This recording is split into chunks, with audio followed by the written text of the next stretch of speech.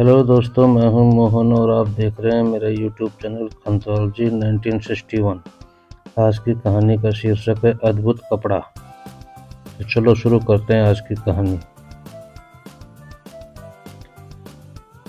एक समय की बात है, राजा कृष्णदेव राय विजयनगर में दरबार लगाकर बैठे थे। उसी समय दरबार में एक सुंदर महिला एक बक्सा लेकर आई।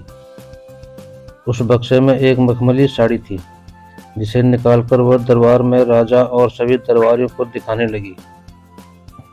साड़ी इतनी सुंदर थी कि जो भी उसे देखता वह हैरान रह जाता।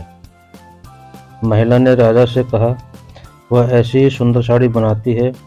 उसके पास कुछ कारीगर हैं जो अपनी गुप्त कलाओं से इस साड़ी की बुनाई करते हैं। उसने राजा से निवेदन किया कि अगर राजा उसे कुछ धन दे तो वह उसके लिए भी ऐसी ही साड़ी बना देगी। राजा कृष्णदेव राय ने महिला की बात मान ली और उसे धन दे दिया। महिला ने साड़ी तैयार करने के लिए 1 साल का समय मांगा। इसके बाद वह महिला साड़ी बुनने वाले अपने कारीगरों के साथ राजा के महल में रहने लगी और साड़ी की बुनाई करने लगी। इस दौरान उस महिला व कारीगरों के खाने पीने से लेकर तमाम खर्चे राजमहल ही उठाता था। इस तरह 1 साल का समय निकल गया। फिर राजा ने अपने मंत्रियों को उस साड़ी को देखने के लिए उस महिला के पास भेजा। जब मंत्री कारीगर के पास गए तो वह देखकर हैरान रह गए। वहां 2 कारीगर बिना किसी धागे या कपड़े के कुछ बुन रहे थे। महिला ने बताया कि उसके कारीगर राजा के लिए साड़ी बुन रहे हैं, लेकिन मंत्रियों ने बताया कि उन्हें कोई साड़ी दिखाई नहीं दे रही है। इस पर उस महिला ने कहा कि यह साड़ी सिर्फ वही लोग देख सकते हैं जिनका मन साफ हो और जीवन में उन्होंने कोई पाप न किया हो। महिला की यह बात सुनकर राजा के मंत्री परेशान हो गए। उन्होंने बहाना बनाते हुए उस महिला से कहा कि उन्होंने वह साड़ी देख ली है और वो वहां से चले गए। राजा के पास वापस आकर उन्होंने कहा कि वह साड़ी बहुत सुंदर है। राजा इस बात से काफी खुश हुए। अगले दिन उन्होंने उस महिला को वह साड़ी लेकर दरबार में हाजिर होने का आदेश दिया। वह महिला एक बक्सा लिए हुए अपने कारीगरों के साथ अगले दिन दरबार में आ गई।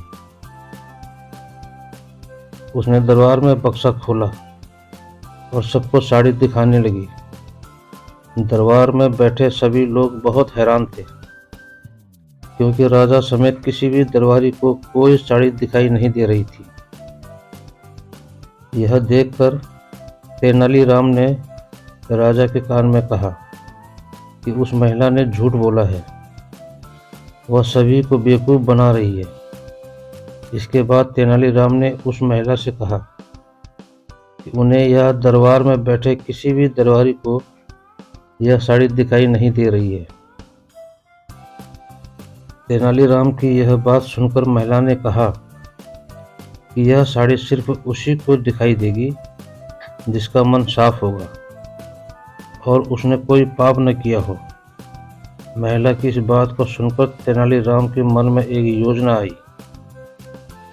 उन्होंने उस महिला से कहा, राजा चाहते हैं कि तुम खुद उस साड़ी को पहनकर दरबार में आओ और सभी को वह साड़ी दिखाओ। तेनालीराम की यह बात सुनकर वह महिला राजा के सामने माफी मांगने लगी। उसने राजा को सब सच सच बता दिया कि उसने कोई साड़ी नहीं बनाई है, वह सबको मूर्ख बना रही थी। महिला की बात सुनकर राजा को बहुत गुस्सा आया।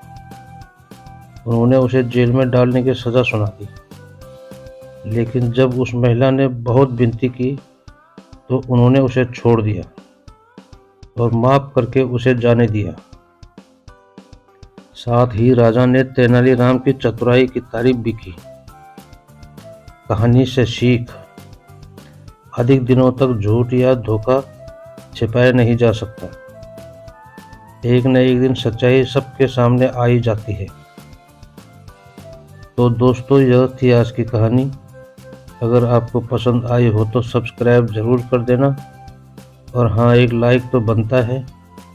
फिर मिलेंगे एक नई कहानी के साथ। तब तक अपना ख्याल रखें। जय हिंद, नमस्कार।